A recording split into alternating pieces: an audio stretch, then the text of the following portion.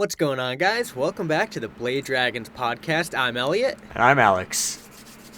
and today we have a little better episode than last week. A bit more happened in this episode, so we get to talk about an actual battle that that did go a lot better than the previous episode. So got some action. Not too much happened, but we'll just get into it. Alex, take it away. All right, so of course we've got some points. We've got more than last time today. We are looking at 7 things, so we're going to start with the beginning of the episode and the recap segment that we got. So at the beginning of the episode, AI Ichigo opens up and gives us a brief recap of what happened in the last episode. So of course, episode 7 showed us the first 2 battles in the Team Persona versus Team Zuganic fight, which was Battle 1, Wizard Arrow versus Viper Tail, and Battle 2, Rhino Horn versus Hell's Scythe.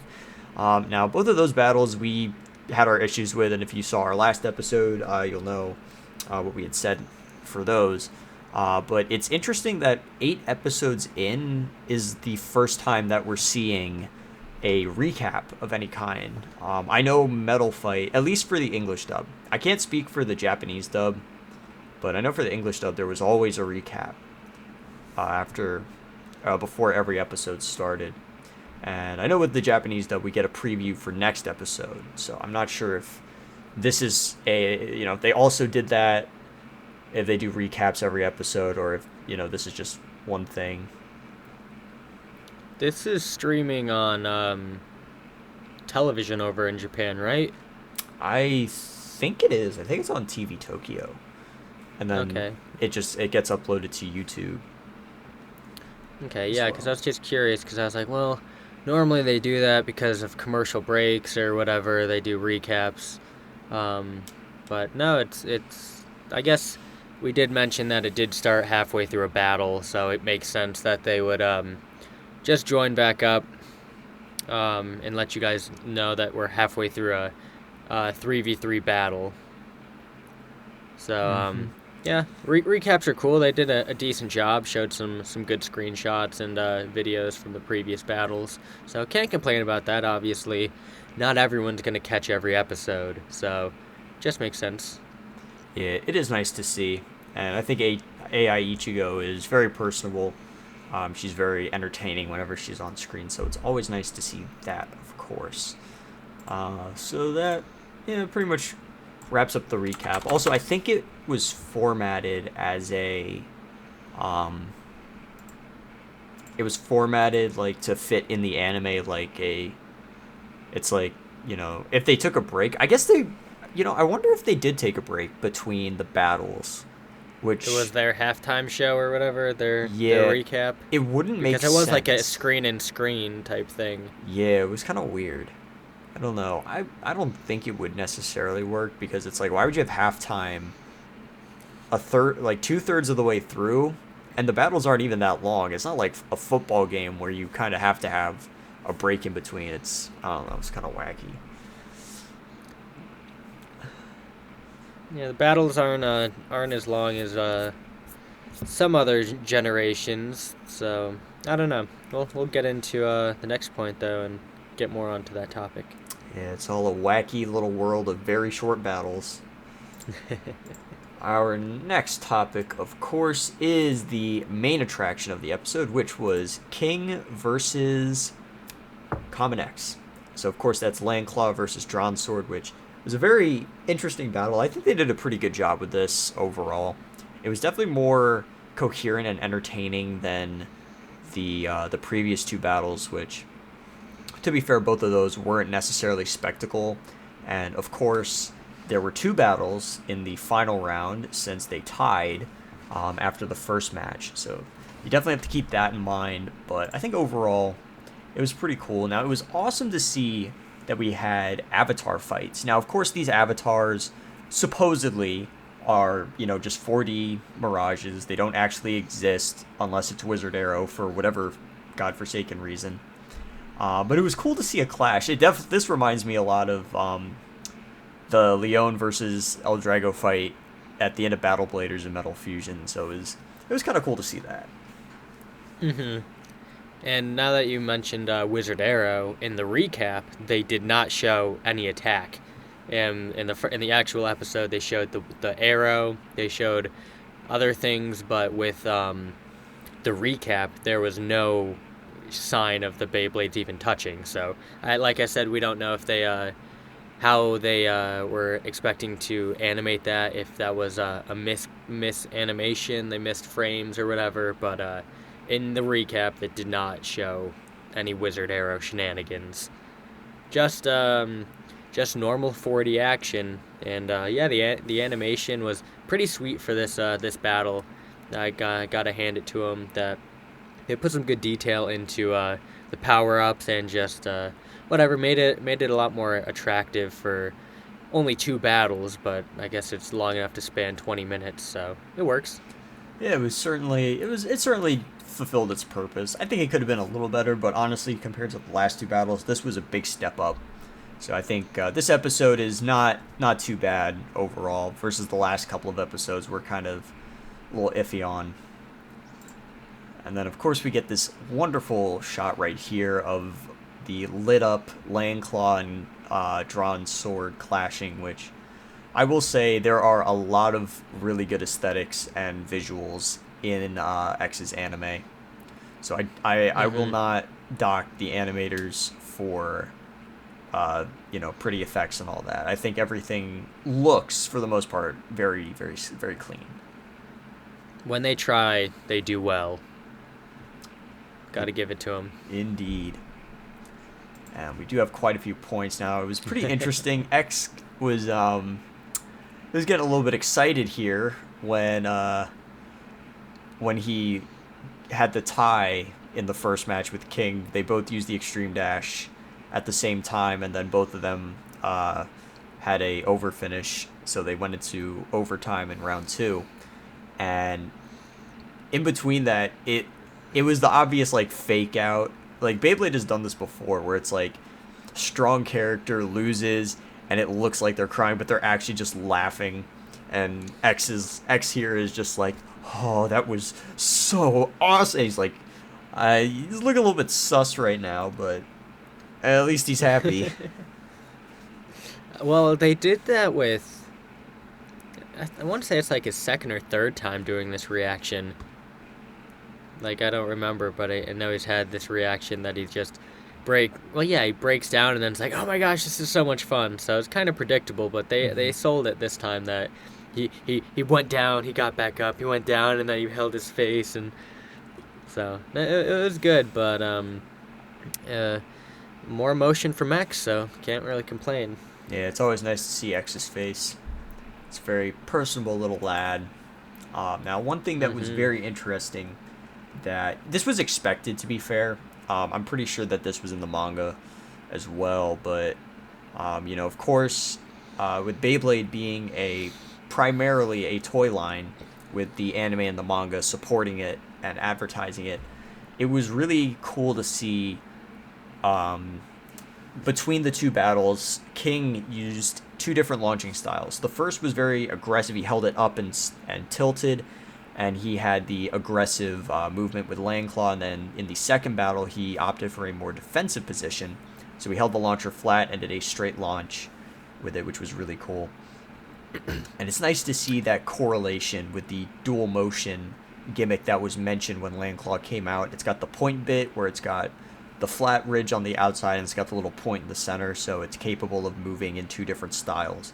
And they definitely utilize that to its fullest potential in the anime, so I will give them credit for definitely showcasing that in a very organic way. And Multi touched on the fact why he switched up his style. That since they both are able to do the extreme dash, which that is the first time we saw a dual extreme dash. At the same time, I think a person has done it each in battle, but not at the same time.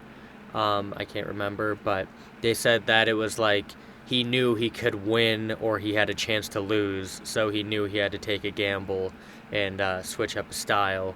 So it is cool that they once again they're bringing up the strategy and talking through why they did what they did, and I was kind of expecting X to pull out a special move, like previous ones, he did like the invisible dash. I don't know if they played that up, that it was just a normal extreme dash, or he went up on the ridge against Bird, or I forget who it was. But he just did back-to-back extreme dashes and in one, so can't say it wasn't predictable, but maybe we'll wait till the next episode, because the manga shows in the next episode or two that we should get a harder opponent that is like a milestone, that like when you beat this guy, supposedly you are like a mid-tier blader. So we'll have to see what they have to pull out against him, and how they portray that, because the manga is one thing, and we've seen them switch it up plenty of times to the anime to make it more entertaining. So we will have to see what they do in the future. But once again, the strategy is a good thing to anticipate. Absolutely. We did touch last week on our thoughts on the manga and the chapter, I believe 6 was it, and of course what we were talking about with the guy that they have to beat in order to be considered mid tier. So I'm definitely hoping that they do make that a little more interesting, because 30 seconds is just, come on. Yeah, Very disappointing. it's not even a W, or like we I have an opinion, like it's like, oh, it's a team battle that Bird's getting carried, but to do what, we're not going to spoil what happens when they supposedly win that battle, but it doesn't make any sense why just the victory or the reward for that challenge is so high. It doesn't really make any sense. It once again just feels like filler, but that's not this episode. We will get it, and hopefully they elaborate on it more and Yeah. make it more fledged out. That's probably going to show up in like episode 11, maybe. Yeah, We're probably going to get some filler at the episodes. rate we're going. Honestly, that chapter feels like filler. Like that battle, that kind of feels like filler. And like I know that a lot of people love the manga and they like the anime, but at least for me, I think that both are somewhat subpar. Now, granted, I'm most nostalgic and familiar with Metal Fight. I've seen the majority of Bakuden Shoot. I need to finish G-Rev and V-Force and then watch the movie.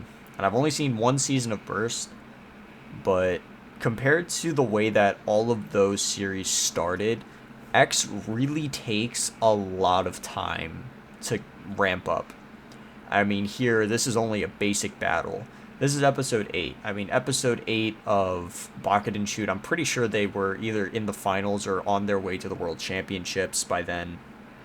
In Metal Fight, we had already established villains, and I believe that was the episode where Jinga got taken on, like, the game show ride in the truck.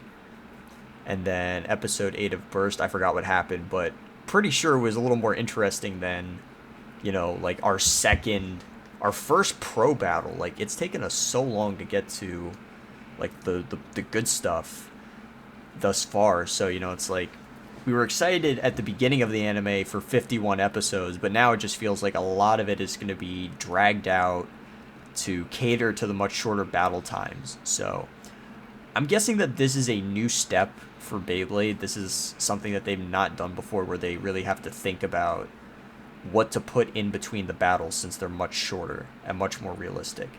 And in that sense, it's kind of okay. I appreciate what they're going for with the anime, but at the end of the day, it's not really selling the products to me as much as the more explosive and flashy animes of Bakuden Shoot and Metal Fight, where it's like those toys, yeah, they couldn't do what they did in the anime in real life, but it's like you had a lot of energy behind it, and the story was crafted very well, versus X, where it just kind of feels a little bit lazy, and it feels like they could definitely have made it more interesting. They tease certain concepts, but it just kind of doesn't expand on it enough.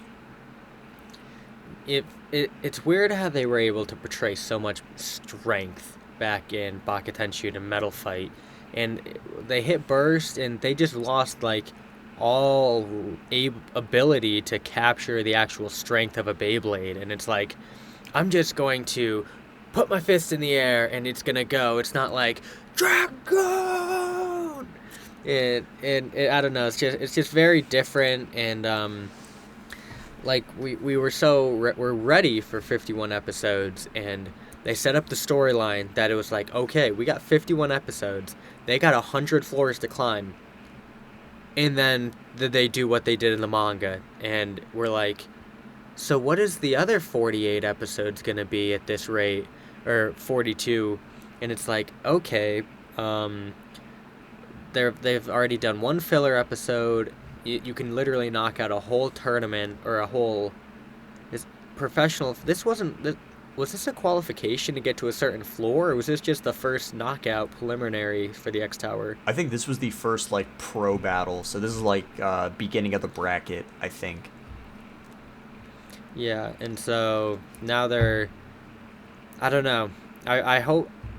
I don't know. I'd like to say the filler or the manga chapter was filler, but it's just kind of crazy that they just skip half of the storyline in my eyes, unless it's just going to get super extreme, and I don't really see how they can prolong this series and not have it be this repetitive, saying it's only episode 8, you can obviously predict what's going to happen, and I don't know. I like where they're trying to go with it, but it just seems like they're going in circles already, and it's only episode 8. Yeah. I can only hope with the manga that we see that we leave the X Tower and we go elsewhere in season 1. Frankly, I think that would save this. But if this whole season at this rate, and at the story pace and at the way that the manga's portraying it, if season 1 is only the X Tower, it's going to be disappointing. This will definitely make more sense in like 1 to 3 weeks when we get to the events of manga chapter 6 in the anime. And if you haven't read manga chapter 6, we're obviously not spoiling that, but if you have read it, you might be able to pick up on the little points that little references we throw in to sort of accentuate it. So it's like 30 seconds and mid-tier that's our little hints for those of you who have read chapter 6, and it's like, if that's what we're seeing for the rest of season 1, they need to either flesh it out a lot and make it very interesting. We need to see like some really good intense fights, or they need to close the X Tower off quick and then go somewhere else and have it be explosive there. But if it's like this for the rest of the anime, I'm gonna be pretty disappointed, because Beyblade X, for all the hype around the products and how insanely, Beyblade X is the fastest and the most explosive series generation of Beyblade that we've had yet. And it's just hilarious that the anime is the most lazy, lackluster, slow starting that we've ever had. I mean, this season so far has made season 1 of Burst look really good. And that's saying something. Mm-hmm. Yeah, I think the one thing that they're going to do is, I'm guessing after, well, we mentioned UX, and what is UX? UX is 8 to 10 weeks out. I think, was that February that was rumored? So. Yeah, it's something like that. So I don't know. I'm guaranteeing by the end of the season they're gonna introduce a new stadium in the anime. I would almost have to bet that their last quarter of the X Tower is gonna take place in a new stadium, because at this point it is so predictable that we got excited that Common X somehow got over the extreme line and did a dive bomb in, and it was like, oh my gosh, that's cool. But if that's the best they can do besides doing an extreme dash, they need to do something to liven this up.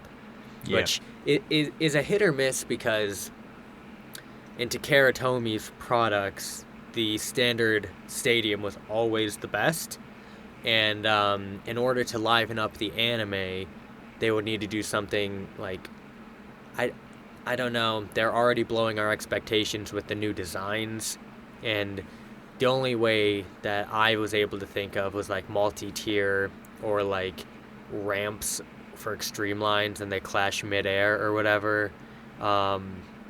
So we'll have to see, but saying how fast this product generation's moving and how slow the anime's moving, they've got to match up soon because it just seems like the manga is fast, anime's slow, and the products are fast.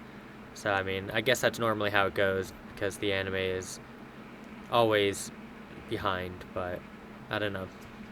Yeah, I mean, on your point about stadiums and having a new stadium, I think there's two really good options that are viable for TT to do, and they could easily, if they release these two stadiums, very easily get away with not innovating anything else about the tops. You got your standard Extreme Stadium, really good, by the way. I think there's a lot to be said about the OG Extreme Stadium. It's insanely innovative for what we've seen in Beyblade. So I think that it's already a win in that. Number two stadium, spinning core in the middle. That's definitely going to change it up because we got the X line. So if you throw a spinning core in there, you could have a Beyblade go on the X line, and then the Beyblade sitting in the center of the core like spins around and smacks right into it actively. That right there would be fantastic. And then I think the third that would be really good is if we saw a ramp up to a second tier. I know, and you mentioned that too. If we had like a double-decker stadium where the X line goes up into the second tier, I think that would be a very smart move. That would definitely it would add some depth to the X line and really accentuate that feature more. And then it would also, it would just make the battles more dynamic. Yeah, hopefully they can change that and do a multi-tier stadium and then incorporate Pegasus Star Blast attack and launch them up in the air and get some more velocity behind these bases instead of horizontal. But yeah, we'll have to see with that. Of course, we're going on month 5 and it's kind of crazy what they've been able to blow out our expectations. So we'll have to see. For sure. Definitely, definitely looking forward to the new products that come out, and we're definitely hoping that we get some new stadium designs and some new gimmicks. It's like with the X line stuff that they've done in the past gets a whole new dimension. So it's like they can easily reuse things from before, and they will be way different from how they were then, which I think is definitely a bonus for Beyblade X.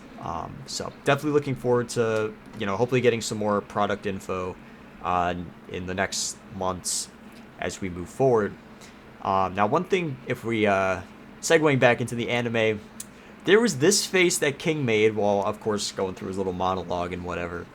And to me, when I saw this reminded me, for any of you guys who have seen the anime JoJo's Bizarre Adventure, if you've seen the first season, I think in the first episode this happened.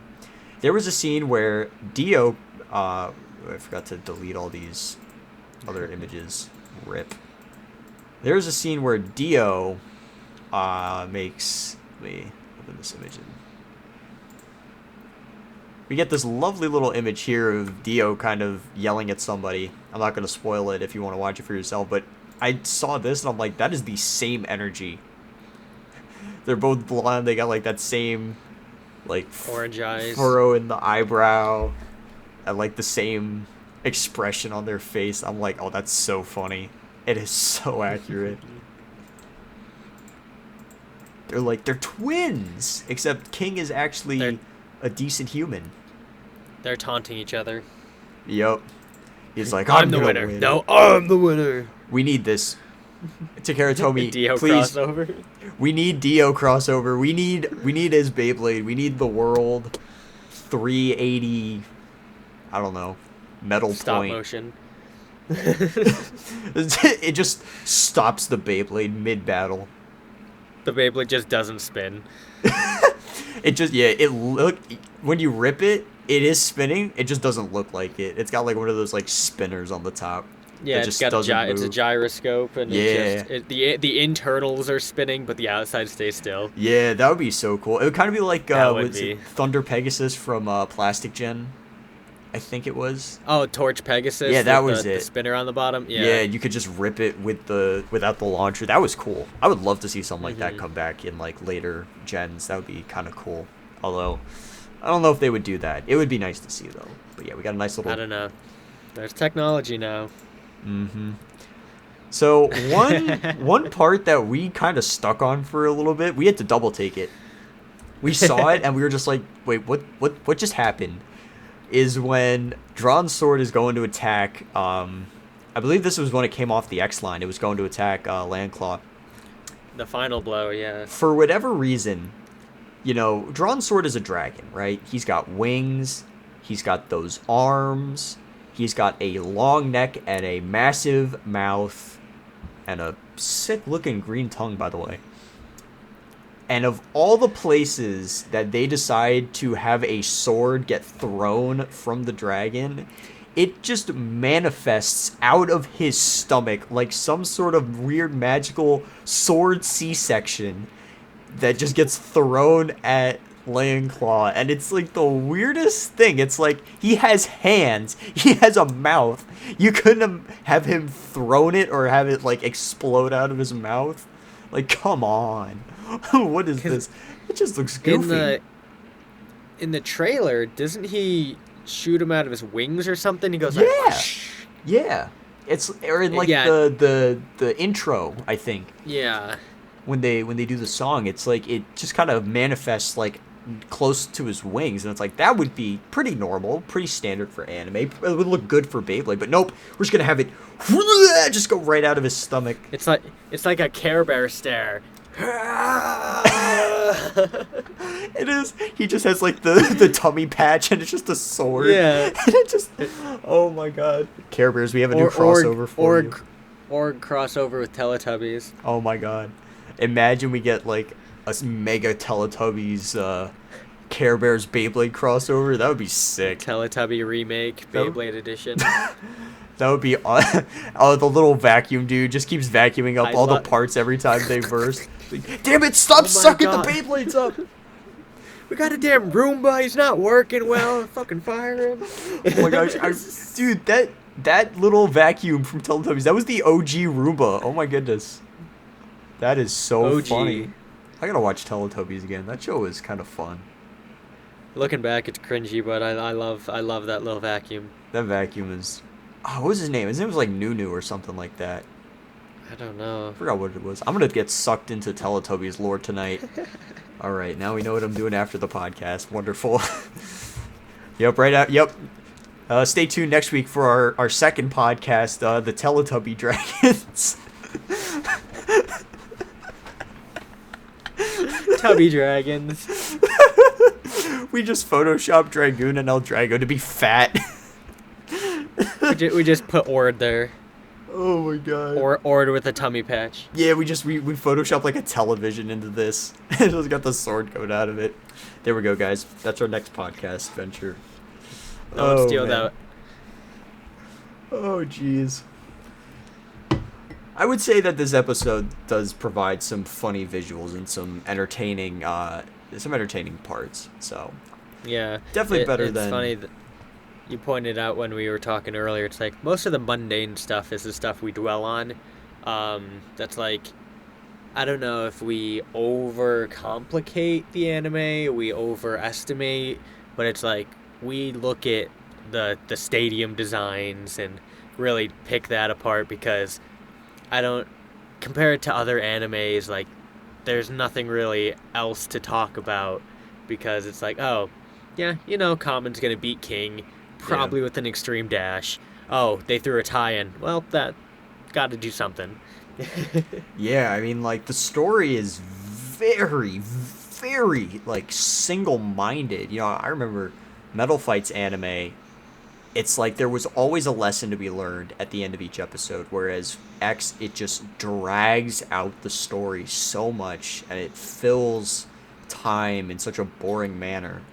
And it's like, there's not enough richness in the story variety. And then, of course, there's, issues that we have with the animation and some of the other, like, world-filling problems that we've seen where it's like there's nobody around outside, which is, very different. There was always population in Metal Fight and every other generation for that matter. Where this generation, it just kind of feels like there's only the people that we need to see, and then even when we don't see those people, there's no effort put into anything else. It's like everything that does not matter or is not center stage just gets like no detail, which is very unfortunate. And I think part of that we can't really dock on because there's problems with animation studios in Japan right now. I think there's like strikes and stuff, and working conditions aren't great.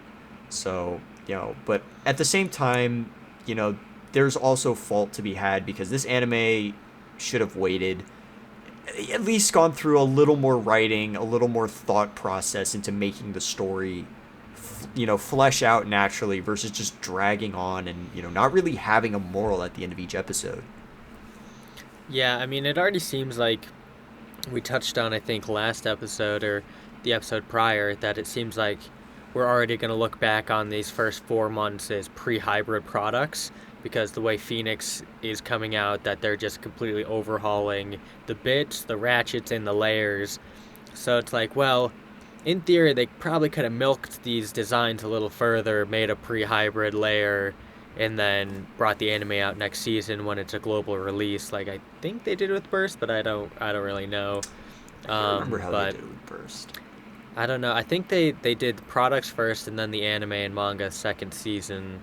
Mm-hmm. Because the single layers, or no, the single layers were in the manga, and then the anime came the second season. I think I don't remember. I wasn't a part of that release and didn't really do much research, but I don't know. This anime seems very empty, not just animation wise. It's like no cliffhangers. Every episode is pretty much wrapped up in a bow. There's no tension really. Metal Fight, there was always tension. Like Kenta gets his blade stolen, and then Jinga does 100 bay challenge against like everyone, and it's like this is like, oh well, okay, I'm gonna just go Beyblade, go home Beyblade, maybe train off camera for 10 minutes, on camera 5 minutes, and I don't know. Maiden did bring up that they're gonna go over a play-by-play to try to improve, but that leads into the next teaser, which we can officially talk about now. That the improvements they're probably going to make is upgrading their bays or making new bays, and it's like, okay, well, Bird, you're not cut out for Hell's Chain or Hell's Scythe. You need to be better. Go do 100 launches, and then Multi's going to make you a new Beyblade. Okay, which wasn't the route we were hoping for, but at the same time, I guess is the way it makes sense nowadays to do it because everything's trying to be portrayed in real life, and 3D printing, as we see, is already an insane part of Beyblade X, so it makes sense. Someone in my Discord server already made a Tripio in his 3D printer, and he's Really? testing it. Yep. A dude in my stream just went. I invited him to my Discord server, and he printed out a Tripio layer already. So, Ooh. yeah, they're doing some fun stuff with 3D printing, and I guess it makes sense to evolve that into the actual anime. Mm-hmm. Yeah. But at the same time, we were hoping that they weren't going to take shortcuts like that, because, well, I guess we haven't even seen how it works yet, compared to Burst. But I was hoping that there was going to be like an heirloom, like there was going to be a lot more backstory besides just designing for 10 minutes in an episode, and then just when in doubt, make a new Beyblade, upgrade your deck set, and you should be able to conquer. But I don't know. Yeah, I think the 3D printing route is interesting and is certainly relevant, especially with some of the stuff that's been happening in the community lately, especially with Nuzzle 3D, who's been making his rounds, and his stuff is insanely good. I know Elliot doesn't have his stuff yet, and we got some interesting stuff pertaining to Nuzzle next week that you guys are definitely gonna like that. I'm definitely very excited about it, so we're not gonna spoil what it is. So you guys will just have to subscribe and make sure you're tuning in for next week because it's gonna be a blast. But Yep. I think with 3D printing being such a relevant thing, and certainly very relevant in Beyblade right now, it is a very smart idea to bring that aspect into the anime. now. I think, frankly, with the direction that everything has been taking and, all the things that we've said about it, I think that the anime would have been, I think the storyline, and this is my opinion, of course, feel free to have your own opinions, viewers, and Elliot. But my opinion of what Beyblade X's anime should have been is I think it should have had high stakes like Bakuden Shoot and Metal Fight. It should have been a little more bombastic, a little more fantastical in its approach. We should be seeing more action per episode than a lot of empty space, a lot of waiting around, and all that. Frankly, I think they should have gone with a different animation studio. It would have been really nice to see ACGT do animation. They did animation on Initial D Fourth Stage, and I praise them for the way that they did the 3D modeling of the cars in that series. And I definitely get if OLM and ADK had contract with Takara Tomy, that's fine. But at the same time, it's like the story could have been stepped up. It could have been. We should have been seeing this anime much later than we are, because as it is now, it's slow, lackluster. There is a lot of filler for something that doesn't have room to fill. It's like with Metal Fight, with like early Metal Fight manga versus the anime, there is a lot of room where you can fill in things and make it coherent, where it does not do a good job at filler, which is frankly not a good thing. Yeah, I think the way that they portray Beyblade is like you said, there's no stakes because now it's for businesses. Like I don't know, it's weird how we were like, okay, they're portraying it as a sport, but now it's too lifelike, and yeah, it's just a very awkward stage what they're trying to do with it right now, that they're not taking their time, it seems like. So I don't know. I had another point and it just left my mind, but guess we'll loop back around. Fortunately, I did remember a point that I forgot just a little bit ago. I think one of the biggest things with Beyblade's anime, like I mentioned before, is the fantastical aspect, having high stakes and being flashy and having a lot of, more, fantastical aspects. And I think it's always good for Beyblade to take in things that are relevant to the community and things that we can directly relate to. So having a pro league, having a professional series of Beyblade, 3D printing, the sponsorships, I think all those are really interesting concepts. However, making the anime feel almost mirrored to real life is a bit of a problem, because then it's like, well, where are the stakes at? It's like if these guys are just, like normal, it's like a Beyblade team that's going around and they're in the tower, they're making their way up. It's like, that's kind of boring. It's like, it's one thing when it's real people, because there are tangible stakes for us to grasp. But when it's the focus of the anime, especially in this day and age where, the larger Beyblade community, at least to my knowledge, definitely for older fans, is interconnected online. We keep up with, tournaments and, each other's videos and all that stuff. And, very, very encouraging space. I love this community a lot.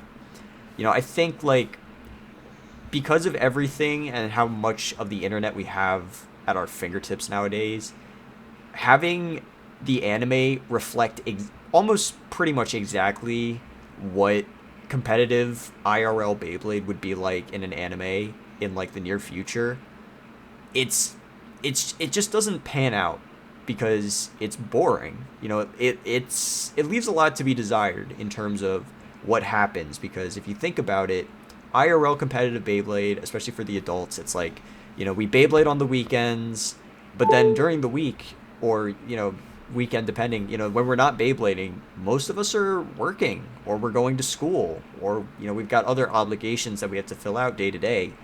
So it's like, when it's these kids who obviously have more time on their hands, clearly they're not in school, or there is no school in this universe, it's like, what do you fill that time in between Beyblading with? Because it was different in Metal Fight when they were constantly training everywhere, in the wilderness, in stadiums, running stats, cleaning their bays, going out and having burgers. We don't we've only seen them eat food a few times, whereas like Jinga and Benkei were always stuffing their faces and everything. I remember like the main characters always being super hungry and eating a ton of food was always a big thing in Beyblade.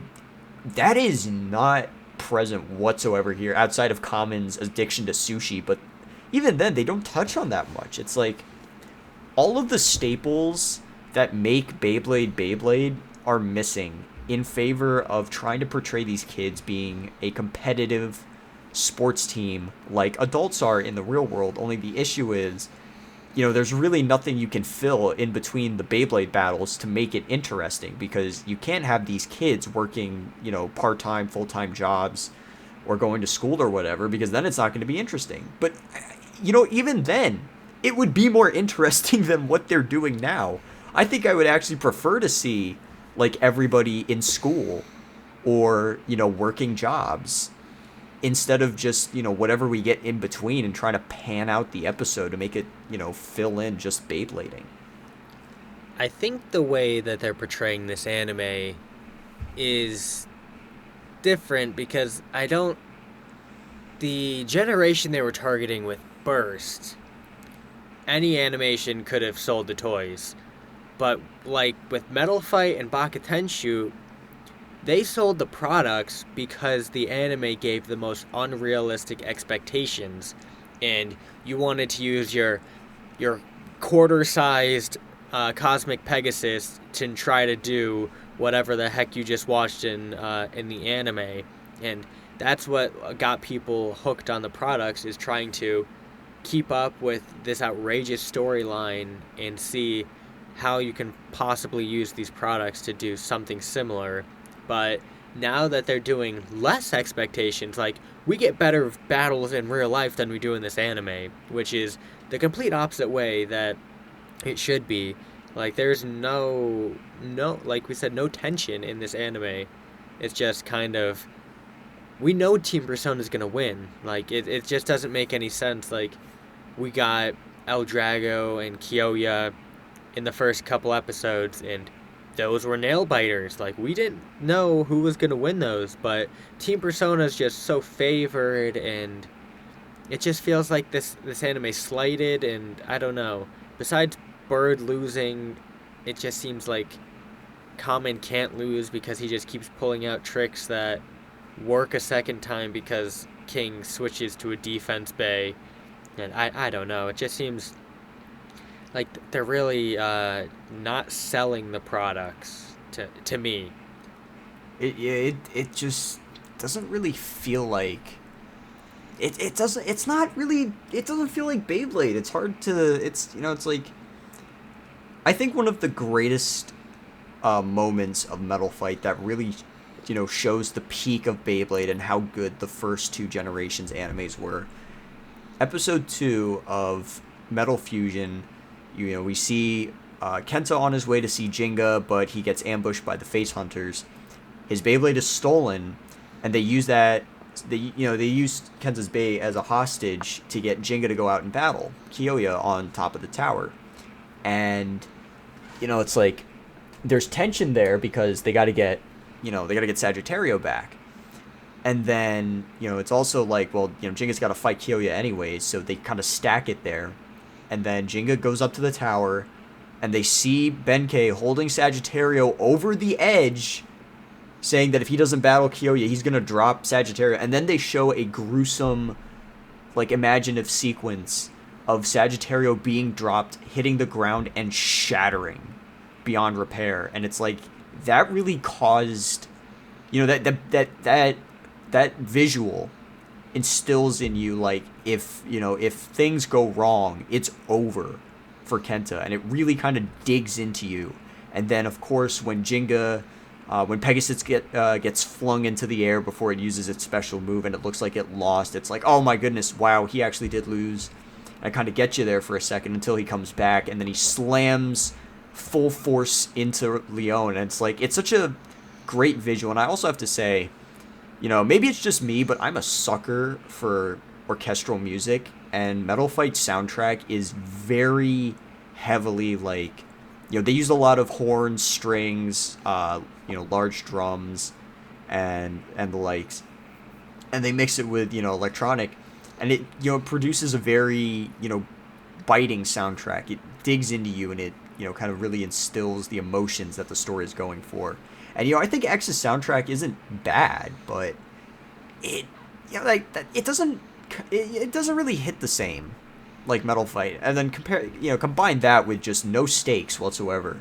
It really just makes it lackluster, and I think now we've sort of put it into words why X isn't as intriguing to us. It's like it's predictable. A lot of the aspects that really make Beyblade so iconic as an anime isn't here anymore.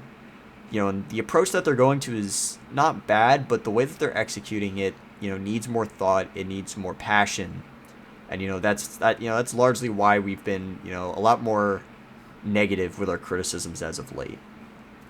Yeah, it seems like it's just one big advertisement, less like a fantasy world that I don't know.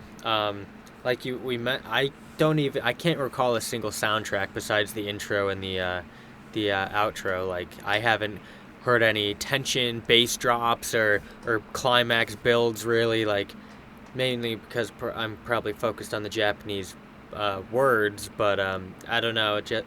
I don't know. It is what it is, as we've said that it's all gonna take time. Even then, the music is always so present in Beyblade. There's always an emphasis, and there's no emphasis except when there's an extreme dash. That is it. There's like two songs from the anime that I can tell you. It's like the one that was featured in the first trailer that we got. I've heard that a few times in these episodes, and then that the the extreme dash theme where it's like Common hits the extreme dash and knocks the Beyblade out here, as we can see. And it's like those are the only two real like present pieces of music. Everything else is there's either like no music, or if there is, we just can't tell because it's so boring. We're trying to find something to grasp onto, and the music is just not pulling us in for that. Yeah, it's more background music than actual storyline music. I don't know. We found that the glass wall that we mentioned, I think in the first episode with the first couple battles, is now a 4D option. As you guys are seeing, it's more of a hologram than a real life glass stadium or wherever it comes from. So we've yet to find out if that has every time a bay left the stadium has it broke? Because is it like a protective barrier or literally just a ceiling to break? I think it's just a 4X feature because we didn't see that when with Stone Mont Blanc, and that was an extreme finish. But there was no 4X in that one. So when it hit this time, it was a 4X battle. Both bays had their they had their avatars materialized, and then Common hits King with the the big hit, but then King loses and then pops out. So I remember we saw that. I think in the original trailer, I think they showed that, and then also in like the first episode as well, they had like that. I think in all the beginnings of the episodes they might have that. They've got like that little sequence with Drawn Sword and Hell's Scythe, and then Hell's Scythe gets knocked out and it breaks the glass, and there's like the little yellow X symbol before it shatters. So it's interesting. Yeah, I just didn't know if it was something that now they're pro bladers that they would use it as like the barrier to protect them from an explosion or something. But at the same time, I guess in this episode all we saw was light being affected. That everyone, it was kind of a flashbang when their avatars clashed after they both extreme dash. So we are getting scaling for the attacks, but a flashbang, it's kind of a cop out. Yeah, I mean, I doubt we'll ever see an explosion of any kind, sadly. I miss when all the good battles of Metal Fight ended with a massive, like, explosion of light and everything. Like, when Bixis hits its special move against Unicorno in Season 2, it just, like, it explodes it out of the stadium, and then Unicorno just gets flung away. It's like, ugh. I miss tension. I miss actually rooting for characters to win.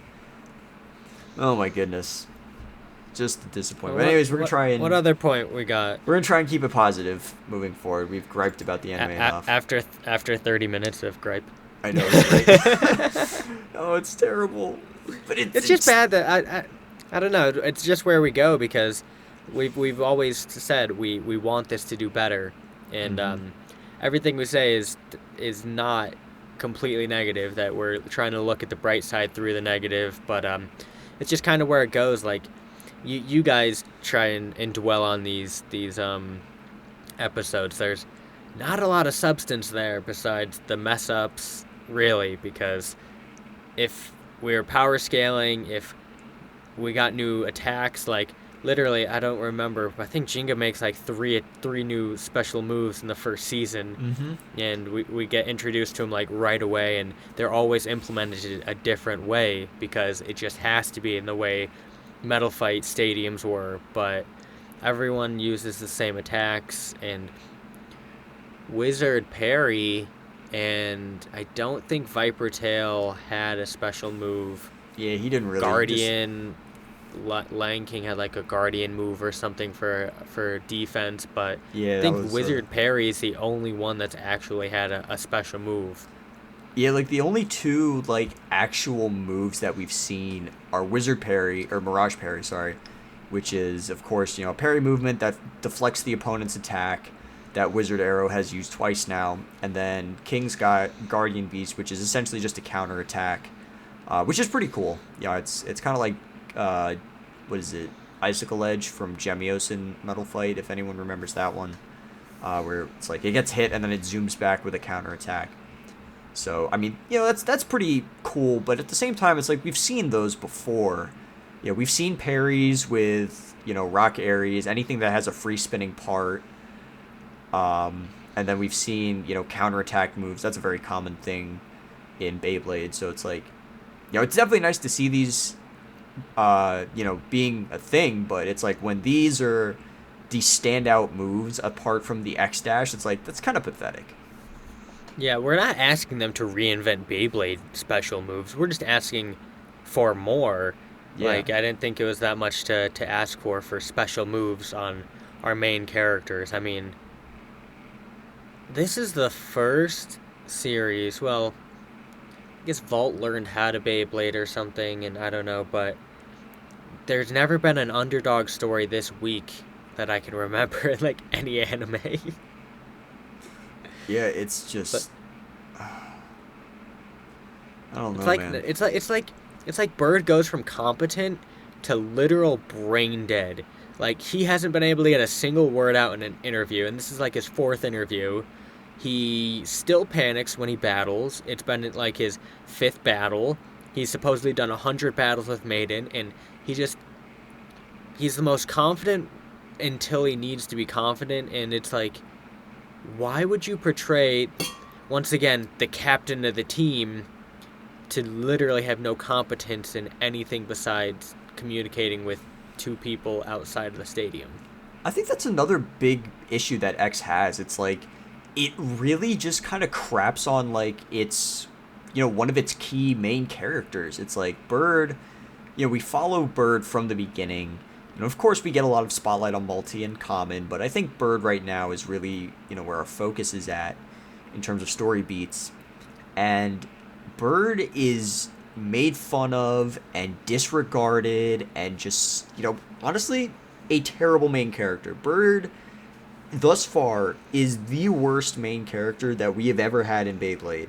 Episode 1 of Bucket and Shoot, Tyson actively tries to get better to beat Carlos. Episode 1 of Metal Fight, Jinga shows how menacing he is in the face of 100 Beyblades at the same time. The lead gang of that city, and he destroys them all in one shot to help his friend that he just met. And then episode 1 of Burst, Vault loses, trains, learns the fundamentals of Beyblade, comes back and wins. Versus episode 1, Bird just gets his butt kicked and then cries about it until Common shows up to, win for him. And it's like, Bird is just portrayed as a very, just weak and pathetic. And it's like, that's really what we want to be saying about our main character. Like, I mean, the self-deprecation, it's funny to an extent, but it's not 2008. It's not the Avengers anymore. It's 2023, almost 2024, and we're still doing this lame trope of, oh, main character sucks. Let's, make fun of him. Like, it's not funny. And it's not compelling either. It's just pathetic. No one had complaints with the storylines of Beyblade because they made it different. I wouldn't care if they copied and pasted the script from Metal Fight, same story arcs, in a different universe with different Beyblades. They know that works, they know that fans like that, and now they're just trying to switch it up, which we are 100% up for, that we like them trying new things, but at the same time, there's no compelling reason to think Bird has any potential. He's gotten carried for 8 episodes now, 5 or 6 battles. He has not shown 1 ounce of potential besides knocking Maiden out of the center of the stadium. It's like you said, Tyson's actively trying first episode. It seems like they're scaling, not even like their scaling is here, when in the first episode they could have set the scale off the charts, and they're like, well, we can't have Bird train yet because by episode 20 he needs to actually win his first battle. So in the first 10 episodes we'll have him not even know how to launch a Beyblade, but he still will be a pro because we need to advance through the X Towers. And it's like, well, if you just copied and pasted your actual script from your well-known animes, it's like, this isn't an anime script. This is like literally a U.S. Sitcom. It's like, oh, Bird loses again, laugh track. A bad one at maybe that. next time. Yeah, and it's like, this isn't an anime storyline. Like, there's no potential in the underdog. It's just a punching bag. I know. It's like, I mean, we're gonna see later, and they recapped in this episode. I think we're pretty much safe to talk about him getting a new Beyblade.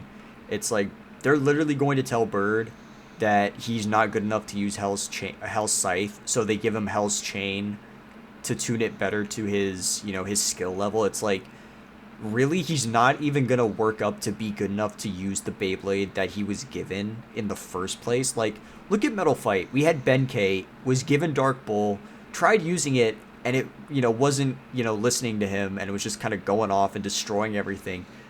But he worked hard, and he trained his butt off, and he became good with it, and he made a special move for it, and then had a great battle with Jenga. And that was like the episode. And it's like, we're on episode 8, and we're about to head into 9, 10, 11, and Bird is just going to be given a new Beyblade because he's not good enough to use the one he's given. I just, thinking about that aspect, I know we said we were going to be positive, but it's like, there's just more things that we kind of, open up as we chat, and then we realize just kind of how, wonky the story is at this point compared to what we've gotten. It's like, oh, there's plot armor in animes. Well, there's no plot in Beyblade X. For real. There's like, you can't have plot armor without the plot, and if the plot just sucks, then it doesn't land. And it's like, I would be fine if Bird was, kind of had a little bit of plot armor, but where's the plot to give him armor with? Common X is his plot armor. Pretty much. But even then, it's just Common X carries him, and they still crap on him anyways. So it's not even like they care about him. I mean, obviously, we're looking at them all being happy, but they're all happy because Common X is doing what Common X told them they would do, and go from the bottom all the way to the top. And I don't know, it's just interesting that they found the first episode they needed to tell an end point. If they didn't tell us what was at the top of the fucking X Tower, I would be fine because I'd still be guessing. But since they literally told us the goal for the entire series the foreseeable future, it's like, what am I supposed to be looking forward to? I know what they're doing. They put a cap on their limits on the first episode and expected people still to be interested. Yep, they did. You're totally right about that. It's like, we know what's going to end. Or we know what's going to be an end goal. in the anime at this point in time. We're assuming, and we've been assuming that the final battle and the final boss is going to be Chrome Ryugu at the top of the X Tower. It may not be, and I'm hoping for this anime's sake that it's not. If Chrome is not the final boss, and the final boss is elsewhere, I think that would be a good move. But if Chrome is the final boss, and they're going to make it to the top of the X Tower, and that's it for this season, wow, what a disappointment. Considering they just told us that's what it was going to be at the beginning. It's like, we can think about what's in between. I think, that's also what makes Chapter 6 of the manga so disappointing, is that, think about it like this. You know how a sandwich is made. You start with the bottom piece, and then you have the top piece.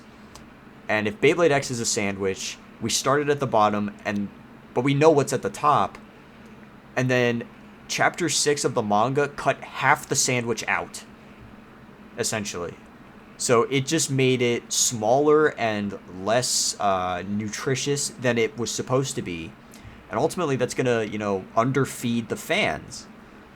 If that's even though we were promised more nutrition with more episodes, they chopped it at the knees, and just, I don't know. There's a lot of contradictions in this whole series that we're trying to figure out how they're going to recover from or improve upon, because I don't understand what's going on, in all honesty. That I don't know. Yeah, it's too slow right now, and it's just kind of like, at this point we're left to, they haven't given us enough information to at least suspect or think that we're going to see anything different from what we expected from day one. Because day one, it's like they're going to get to the top of the X Tower and fight Chrome, and that's going to be it. And in the entire 8 episodes we have right now, there is nothing suggesting that there's going to be anything more interesting than the end game. It's like when you set that end game up and you don't have stakes in between, especially when you don't have stakes in between, it doesn't make sense. I mean, Metal Fight, you could argue with Metal Fight, because after the survival battle, about halfway through, they introduced Battle Bladers, and that was the end game for Metal Fusion. But throughout that end game, there was motivation for why we kept watching. Everyone had to get 50,000 points, and you had multiple characters to keep track of too. You had Kenta, Hyoma, Kyoya, Benkei, Hikaru, Jinga, and even they put spotlight on, and new characters. You had Yu and Tsubasa and Dan and Reiki, who were old characters, but they revamped them. It's like there were so many new aspects that they kept introducing when they announced the end game. There were stakes too. Jinga lost all of his points and had to go from 0 like halfway through the tournament to 50 very quickly. And he almost didn't too. He almost sacrificed it. And it's like that really tore at you in the Phoenix battle. And then even when they get to Battle Bladers, it's like they all win the first round easily, but then Reggie shows up, and then Eldrago destroys Hikaru, and it's like you've got 2 big opponents that are tearing through the good guys just as easily as the good guys tear through the bad guys. And it's like there's always something to keep you on your toes, where it's like right now it doesn't seem like we've done that. They've announced the Battle Bladers of this season in episode 1, and there's no reason for us to really think that they won't make it there. They could. The mystery of the X Tower is just such a good plot. It's like, okay, well, it's linear. We know we want to go from floor 1 to floor 100, but it could be you hit checkpoint 25, you get up to 49, you lose, you go back to 25. Like, I don't know if you've seen Hunter x Hunter, but there's like a tournament like that where the fights happen and you literally work your way up the tower until you're at the penthouses where it's your checkpoint. You get there and you're the cream of the crop, you get paid and everything. But if you lose anywhere, you have to go right down to the bottom. And it's like there's so many ways that they could have just said, well, if they knew they were going to have to go back to square one after losing the king, and they would have had to do a whole training montage. Like they could have put stakes in here, and I don't know, like they make it a communal territory as the X Tower. It's not like a sanctuary of blading, and like you're scared to go there because you could lose your entire career. It's like, no, I'm gonna just go there because that's the only place to go to Beyblade in town. Mm-hmm. I think a more compelling story would have been Common gets bored. No Bird, no Multi, or maybe they show up but they're minor characters. Common, he's at the top of his game. He is the best or one of the best on his team, but he just doesn't feel like there's really anything left for him in Beyblade until he gets the idea to go back down to the bottom and work his way up to defeat, his teammates who are at the top. And then we see Common makes his way back up to the X Tower. And we see him evolve as there's new things, new bladers, new bays, new techniques that show up. And maybe on the way he meets Multi, who gives him, more than just drawn sword, gives him a full deck set. And he's a one-man team. I think, right there you have enough stakes per battle. But I think another good thing that they really should have done, which, I can only hope that, being that it is the manga with the mid-tier jump that we see in Chapter 6, maybe we'll see them go through every floor, or at least most of the floors. Maybe we won't see them just skip like we do in the manga. So I'm hoping that maybe we do see each floor, because I'm thinking, like, if there's a new challenge on each floor and you have 100 floors, and these battles are so short, you can easily fit multiple floors in one, or, in like 1 or 2 episodes, and make it like that. And, then you would fill the X Tower and make it somewhat interesting to get to the top. And then you have a setback episode where they lose and they have to get better, and you get a training montage, you get development. And it's like right now, there's none of that we've seen. All our speculations and all of our ideas that we come up with are, not what we have been getting in the anime. I think that's where a big, that's another part of why it's disappointing to us. Yeah, there's a lot of ways they could implement inspiration, but it's like they tried to completely redesign it in a less optimal way. So what's another point we gotta touch on? So, Taisho, we've got another headpiece. So, of course, he's got his little sushi on, and we were wondering if these are the eyes. Now, I don't think they are. Maybe? Probably not. Maybe not. I think they're just they're pieces tail of lights. rice. They're tail lights. Yeah, Turn signals. When Taisho's running after his eel and he has to full stop, they just light up red. That would be so funny. Oh my goodness. That would make the anime more interesting. And then you also gotta love this picture of Bird right here. We just look at him. Mean mug. Before he forgets how to use words. Oh my goodness. He just looks... He's never happy. Unless he's not battling. Yeah. Or Common wins. Or someone wins. Someone else wins. Or he's not thinking about Beyblade. He's happy. But when he is, he's not happy. He's like Rachel Zegler with the Snow White movie and how she, like, hates the character. It comes across that she hates the character. Bird, like, he wants to be a Beyblader, but he hates Beyblade. It's funny. It's so funny. Yeah.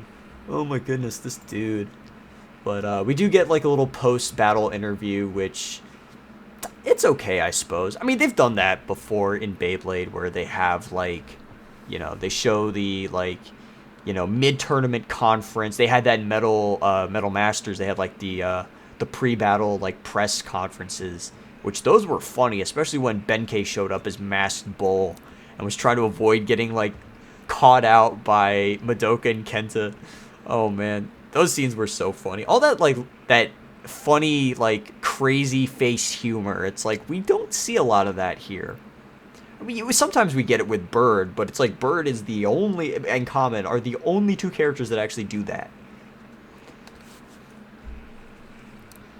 It is what it is. I mean, I'm sure we'll get more character development, but it seems like the personalities in previous generations develop so much faster. It's like they're trying to impersonate a Beyblader, but they're not going to give them personality to bounce off of. It's like Multi is a smart person, Common is a jokester, and Bird is a punching bag. It's like, okay, there's not much, like, personality. It's like Benkei being like, a shy but aggressive person. It's like that's a funny. Those are contradicting personality traits. But Mm-hmm. And that was a I don't. multi Yeah, episode arc that they went through with Benkei too. It's like he went from being, second in command of the Face Hunters, and then he softens up a little. He saves Jinga, and then he helps Madoka when Tetsuya's around. And then in episode 6 and 7, he trains Kenta, and then he gets abandoned by the Face Hunters and everything, and he gradually becomes a good guy. Along with Kyoya, it's like you've got characters who have starting traits, but then they evolve. But they never forget, those harsh traits. Like sometimes Benkei turns the anger on, but then also there are times where he reflects on who he was and, the person he is today. I know later he got flanderized as like a big Kyoya simp. I think Benkei peaked in Metal Fusion, but yeah, at the end of the day, his character in Metal Fusion went through a lot of change, and in he was just one of like the 3 episodes. best side characters. Yeah, he was one of like the most prominent characters in that anime, and I think he's still one of my favorite characters when I rewatch Metal Fusion. It's he's how can you hate him? Unless you're my dad, he doesn't really like Benkei that much. But Last couple points here. yeah, let's get back on track before I go It's off funny, on. we go off on a tangent and then we just talk about Taisho sushi. Yep, that's really how it be. Big points here. So yeah, we get our little post game interview in which, Bird is like, he's very Brain awkward dead. with it, and then Ichigo just kind of carries him through it. It's like he just stutters the whole time, and then she just puts words in his mouth and She just forms the impersonates interview him. for him. It's so funny. I love Ichigo. She's iconic. So yeah, that's kind of. It was nice to see the post game interview, though. I think that was the point. And then one thing that was actually interesting, the first actually interesting point that we have to talk about that we're not going to be negative about is Team Zuganic Australian? I don't remember this being in the manga. I don't think they touched on like Team Zuganic's origins and where they're from. But here they say even though the opponent was Australian, of course auto subs messed it up a little. So I guess King and Toguro and Chopin are Australian in the anime continuity. Which is weird because this is the first time. Well, I think Metal Master. Yeah, no, Metal Fusion went from the U.S., got Masamune, and then they went back to Japan or something, I think. But this is a different world, or this is taking place in the real world if it's Australian or whatever. It's just an interesting tidbit to throw out there that obviously we don't know if it was true. We've gotten subtitles that aren't correct, obviously, and maybe it was just a mistranslation, but Australian zookeepers, they line up one for one, so interesting. Yeah, I think there's definitely a lot of merit in that. And it's like it's kind of hard to mistranslate Australia. That's a very, prominent word, so I think it's pretty safe to say, unless proven otherwise, that Team Zuganic is from Australia, which is pretty cool. I think that's unique. So that's an aspect that's definitely layered. It's that the X Tower is attracting teams from all over the world. So, hey, that's something that I can say positive about the anime this time. It's bigger than one town, so that works. That's pretty interesting. And then, of course, we get a scene afterwards. This was in the manga, just in a different setting, where King admits that even though, he strives to be the best, he isn't, and he acknowledges his faults and that he needs to train harder. And, of course, he shakes hands with Kamen. And I would be surprised if Kamen ever refused to shake anyone's hand, to be honest. So this was obviously a very nice scene. And then, of course, they make it really funny when Chopin shakes Bird's hand, and you really have to just watch the episode for yourself to get the full effect, but she has one hell of a grip, apparently. Either that or Bird is just weak, because she squeezes his hand so hard that he just makes this face, and it's like, dude, she's like 9 years old. How are you even getting your hand demolished? I guess Australian 9-year-old girls have that, they're built different. They've got insane hand strength, and they will crush your fingers like Arnold Schwarzenegger when you give him a handshake or something like that. But That was pretty funny. So then, of course, to finish off the next episode, we got some interesting images. So we're going to be seeing Hell's Chain, at least, possibly Drawn Dagger. Maybe that'll get pushed off till episode 10 or whatever before we actually see them do stuff. But we will be seeing Hell's Chain, which pretty interesting. Hell's Chain is kind of a cool Beyblade, I suppose. The actual product is... I think I was too harsh on it.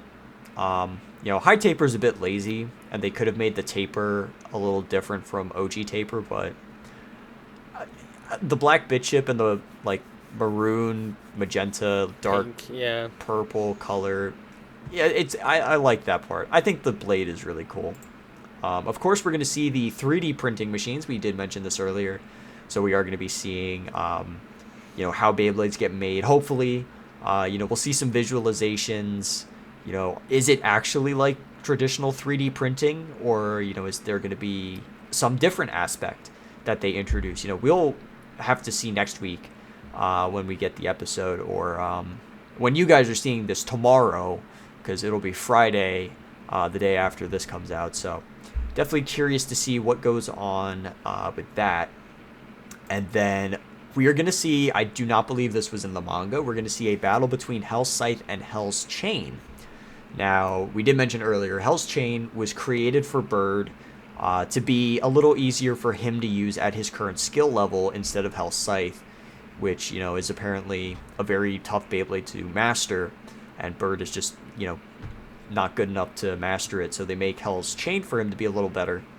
So it's interesting that we're going to see a battle here. Now, who's going to use Hell's Scythe is the question.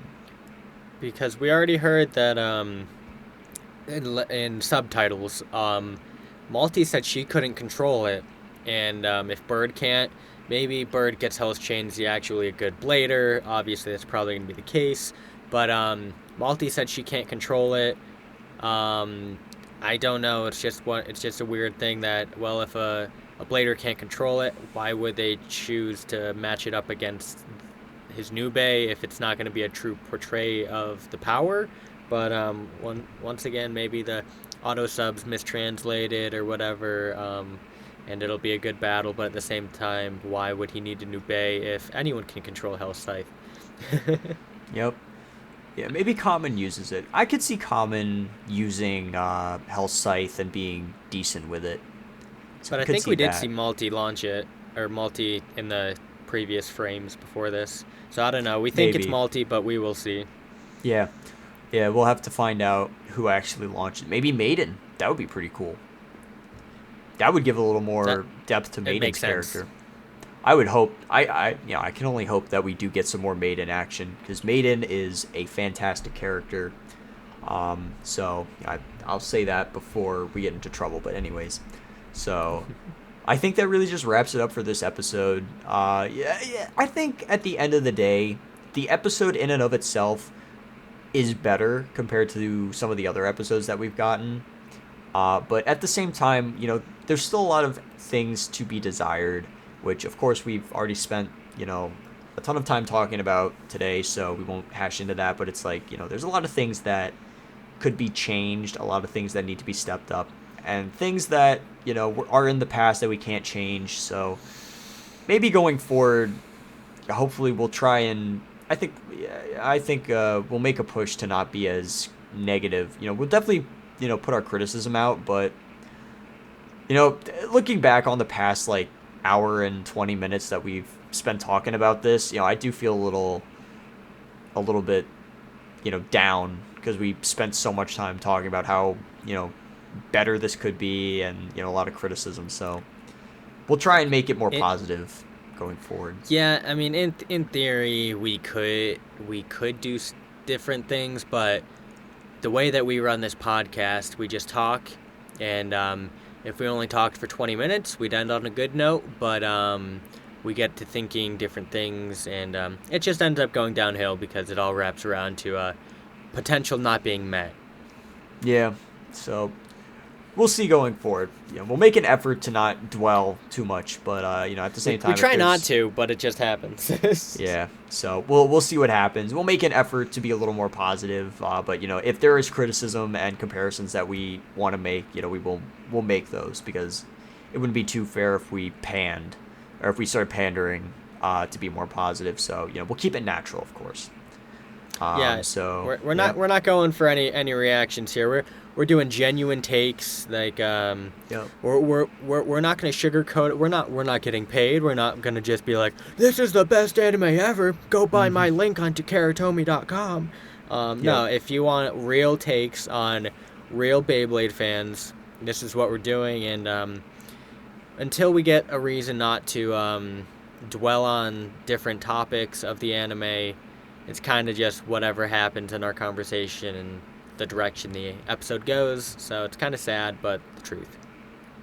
Yep. So with that, I think that's pretty much all we got for today. So, we'll see what happens. I think there's potential with the next couple episodes. The manga was a little disappointing, but the anime could always make it better. So, I'll give the benefit of the doubt and hope that we get some more interesting stuff going forward. I'm definitely going to see some new stuff for Beyblade entirely with the 3D printing in the next episode. So definitely looking forward to that. That's pretty much about it for me. Elliot, anything else from you before we go? Nope, we enjoy doing this podcast. We once again we'll try to do better. Definitely. But as of now, we're still having fun with it, and we're along for the ride. So we're not going anywhere. We made it this far. Why would we quit when the first hurdle hasn't even been jumped over yet? Exactly. And also, before I forget, we are going to be having a special guest, hopefully in the next episode, or in the next episode or the episode after. We're going to have... By the end of the year. Yes, definitely before the end of the year. Deadline, end of the year. Yep. We've got a special guest planned, and we've got a special segment that we would like to do.